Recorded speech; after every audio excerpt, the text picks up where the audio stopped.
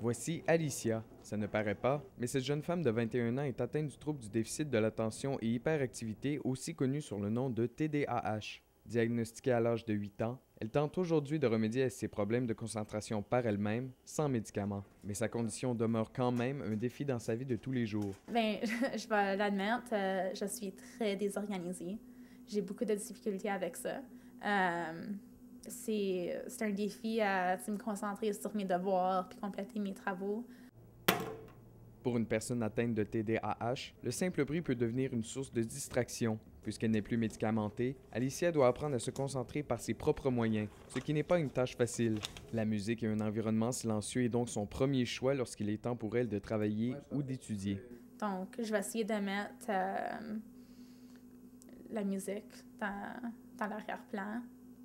Comme ça, tu sais, si j'entends la porte ouvrir ou quelqu'un crier dehors ou quelque chose, ça va pas me distraire, je vais pas l'entendre autant.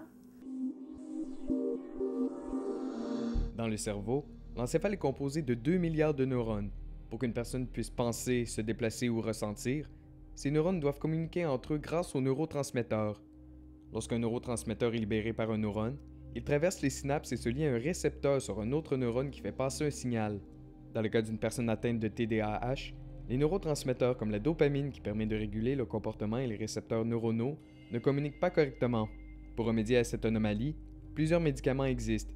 Par contre, il y a plusieurs effets secondaires. Donc, c'est sûr que aussi, comme effet qu'on a avec ce médicament-là, on a une perte d'appétit. Puis, l'effet secondaire principal de ça, mais là, oui, il y a de l'insomnie qui peut arriver. Le trouble déficitaire de l'attention est un problème neurologique qui apparaît surtout durant l'enfance. Ce trouble est lié à des anomalies du développement et du fonctionnement du cerveau. Le TDAH n'est pas une anomalie qui se développe en maturant, mais bien lors du développement de l'enfant. Tu es né avec un TDAH, il est en toi à ta naissance.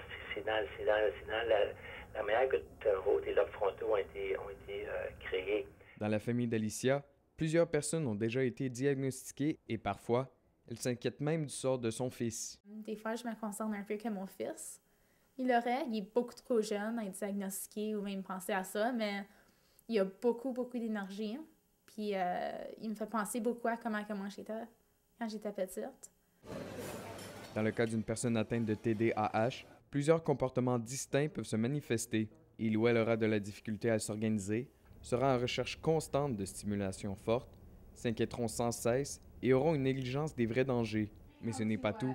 D'autres troubles chroniques peuvent aussi se manifester. Ils vont partir dans des dépenses, ils vont par exemple aussi voir une personne qui les attire sexuellement, ils vont tout de suite passer à l'acte et puis donc il y a un problème de contrôle à ce moment-là. Plusieurs personnes ignorent encore que le TDAH n'est pas un trouble neurologique qui se manifeste uniquement chez l'enfant. Ils ne savent pas non plus qu'un adolescent ou un adulte peuvent en être atteint. Il y a beaucoup de personnes qui ne croient pas que c'est possible qu'un adulte ait le TDAH. Et je crois que ça aussi, ça affecte les adolescents qui l'ont beaucoup. Surtout quand tu as des enseignants qui pensent comme ça. Ils ont une mentalité de, ben non, t'as 17, là, comme ça se passe plus, là. Le trouble du déficit de l'attention s'agit d'un désordre neurologique et non d'une maladie. Ces gens sont en lutte constante lorsqu'il vient le temps de se concentrer. Il faut alors comprendre leur façon de voir les choses. Yannick Gagnon pour le Collège La Cité, à Ottawa.